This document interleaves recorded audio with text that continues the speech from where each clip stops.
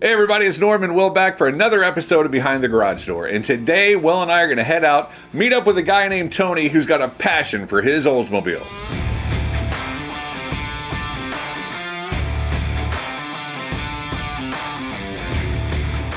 So we're headed over to Lakeland to see Tony, who has a cool cruiser, so we're going to take a cool cruiser too.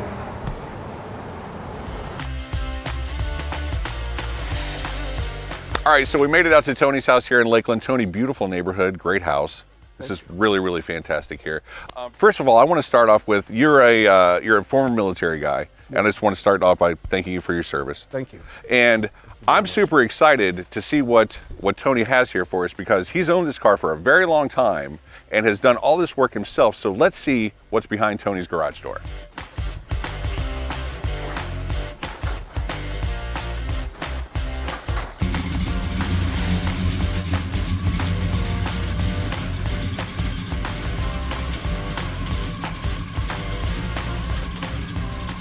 All right, Tony, Olds 442, what year? 72. 72 442, and I love the fact that it's a proper 442. It's got the 4-speed in it. Well, actually, now it's got a 6-speed. Okay, that's fine. It could be a 642. Yeah. Or it'd be a 462. Whatever, it doesn't matter. So how long have you owned this car? Roughly 20 years. 20 years. Where did you originally acquire it? Here in Lakeland. Okay. And the orange is the original orange for the color. And when I first bought it, I had somebody, just a cheap paint job put on the car in a gray. I don't know why I wanted gray, but I did.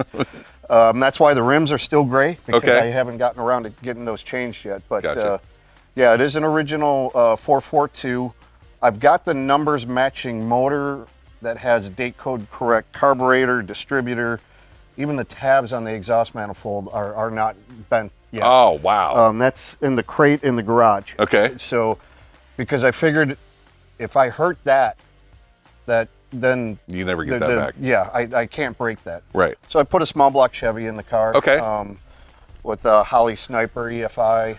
I have one of those on my car too. It's one of the best things I ever did. Yeah, that's when you heard me start it. You heard the fuel pump. Ring. Yeah. Yep, I heard that. And I mean, I wanted something simple, because putting the 6-speed in the car, I want to be able to drive it. Yes.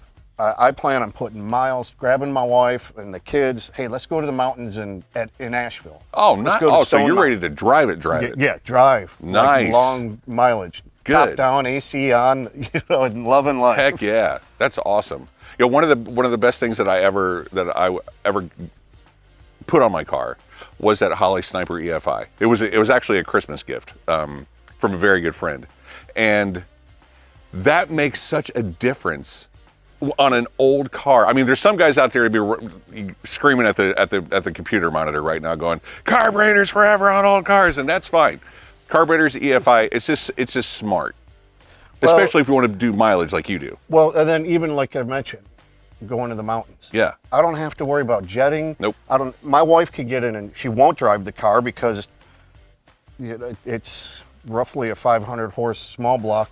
It sounds healthy. with the 6-speed, so Yeah. I could cruise at 80 miles an hour. All but day. It's a work in progress, obviously. Yes. They all are. How often do you actually get it out and drive it? I know you're a super busy guy. We've actually had to postpone this episode a few times because you're such a busy guy. How often do you actually get out and enjoy it?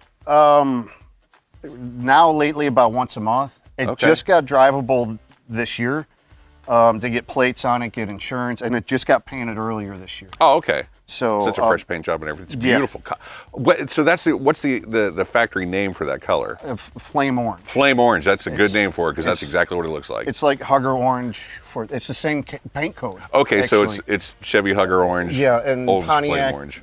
Used flame orange also. I gotcha. And new top? New top. I went through Legendary. Marty and Diane, the family that owns Legendary, is Interiors. They're great people. Nice. Great Americans. And they're here local? No, they're up in New York. Oh, okay. He comes in local for like Sun and Fun and some of the other shows. I gotcha. But he provided the top. I had Emos here in Lakeland that he put the interior on.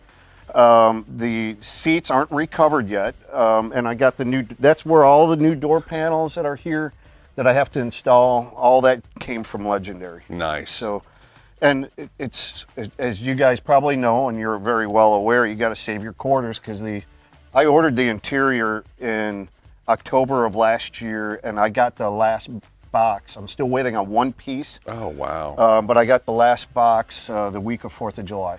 So it took that long for the supply issues. And supply chain. So how far along are you on the interior, Tony? You said the seats aren't covered yet. I noticed the door panels aren't on because they're literally sitting right there. Yeah. Is that the last piece of your puzzle? I mean, the puzzle's never finished, but is that the last big piece of the puzzle? Primarily, and then doing the interior also at the same time, I'm working on the AC. It's going to have functioning AC. Good. When you guys see the engine. What I ended up doing is replicating what GM did.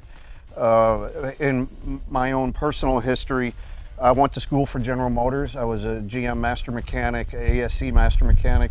Is there anything you haven't done? I mean, we talked a little bit off camera, and I'm like, you did what?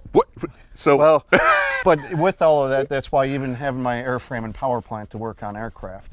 Obviously, it's a passion. Yes. So what I ended up doing for the engine side, I did replicated a '92 Camaro Caprice, or even a pickup, with a serpentine belt. So I got a late model alternator. Okay. I put a Monte Carlo SS steering box in the car, so it used that model power steering pump. It's a nice tight. And it's a tight steering. Tight steering, And yep. then the AC is going to be the A4 Compressor? the compressor. Nice. Which the hoses from the original, I want to say the R6 compressor that GM had on this car, the hoses match right up to the A4 compressor. That's perfect. The suction, discharge, everything else. So I can go with the original style AC.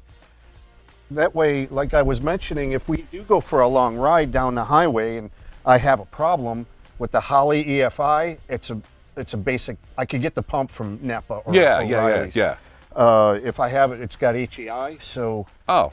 all of it is. I'm trying to make it reliable but fun to drive. Yeah. Well, without dumping a ton of money. No custom. Really, the only custom thing is the T56.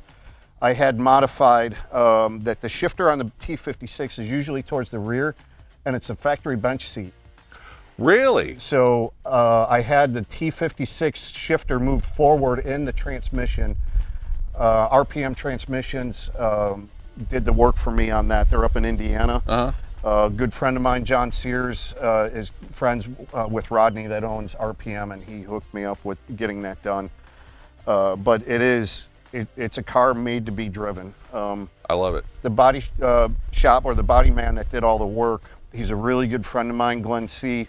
And he, as he was putting quarters on, a lot of the sheet metal needed to be replaced on the car. I was going to ask, what all did you have to replace? Is it quarters, rockers, fenders? Yes, and yes. The doors came out of Arizona. Oh, and wow. the history on that, I got it, what is it, Desert Valley, I think is the name of the place, out of Arizona. And they shipped them through a bus line, Greyhound. Greyhound? Yeah. And then the doors got lost. So they were like, okay, we got to ship another set. Man. So they sent another set of doors out from Arizona. But as he was assembling or putting the car together, it's a frame off, put on a rotisserie. Oh. The car is painted underneath, the trunk. I can see the wheel wells are all of painted. that inside the doors. The floor on the inside is even painted the color of the car. So it's over restored to a point, but it's what I wanted. I know it's encapsulated in paint. Yep. It's good to go. And you're only going to do that once, so do it right once. Yes. Yeah. And it took a while. I mean, I've been doing this so it's a work in progress. Yeah. But I plan on having the car. I want to get up to South Georgia Motorsports Park at the end of this year for. It's either No Mercy or Lights Out for the big race that Doug puts on. Yeah. So I'm going to be driving it up there. That's awesome. Wife's family is in the Outer Banks in Duck Corolla area, so we're going to drive the car up there. My family, I'm originally from Chicago. I plan on taking it. I want to drive it.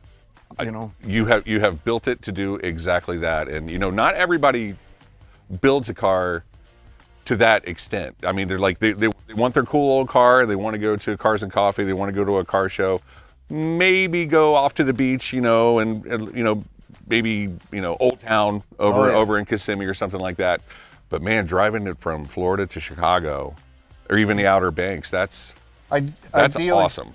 One of the long term, what I'd like to do with my wife on maybe an anniversary trip, she might not like the idea, but is to go the Route 66. Do The whole thing. Yeah, I want to do the whole thing. Start in Chicago, go to California, and then come back to Florida. Put the miles on it. Yes. You've built it to do exactly that, and it's what a great looking car too. That color just pops with the white top. Yeah, and when I had the windows were tinted here in Lakeland, Inside Out did the windows for me. They do all my cars, so I'm really happy with the team there. They do great work. But even before the top got put on, I had them tint the back window. Okay. So Emo, so it was ready. Yeah, Emo was like, that's brilliant. Nobody thinks of that. It's like, because those are, I mean, I feel so sorry for tint guys that have to do a back window, especially like on a new Camaro or something like that. Oh, it's got to be so in a convertible even. So, you know, I brought it to them in that way, that the top was already, the back window was already done, because it's a glass window, obviously. Oh, yeah. You know, you said it's a bench seat. I don't know that I've ever seen a 442 with a bench seat. Yes. It's got to be a rare piece. Mm-hmm. That couldn't have been easy to... Oh, I forgot to tell you about that. Part of, I mean, obviously I'm short, you know, 5'5", 5'6". So what I ended up doing was putting power, 6-way power, it's still in the works, out of a 69 Riviera. So that bench seat, I can raise it, lower it, and do the 6-way move. Yeah. But it originally was a manual bench seat. So now I converted it to the power bench seat. Anybody that's ever been in a manual bench seat vehicle that want to move it up or back knows that with one person it is not easy, almost impossible. Yes. You gotta have the other person over there to go. Yeah, and you're doing the hokey pokey in the car. So converting that to power, I mean, you've done some really, really neat stuff with this car, Tony.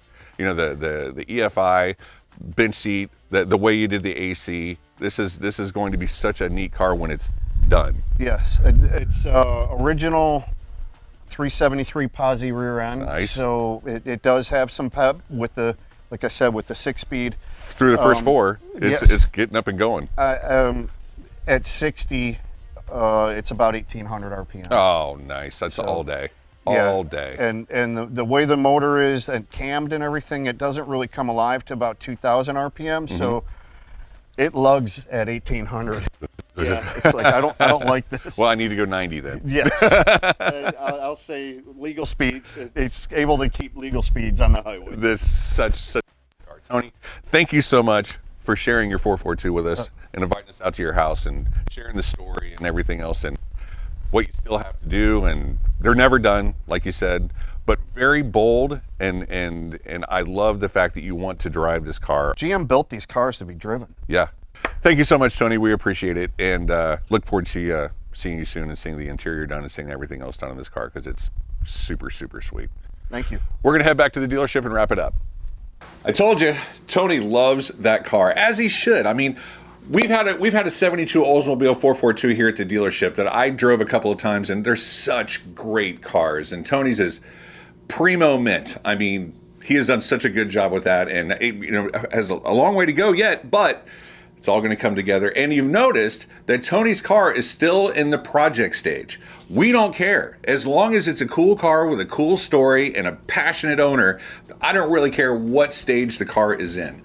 Beginning, middle, end, reach out to us. Facebook, Instagram, even on TikTok, YouTube, wherever. If you've got a cool car, or you've got a friend that has a cool car, a relative has a cool car with a neat story, reach out and say hi to us. And make sure you're here for another episode of Behind the Garage Door next Thursday. Stingray Chevrolet, relax, enjoy the difference.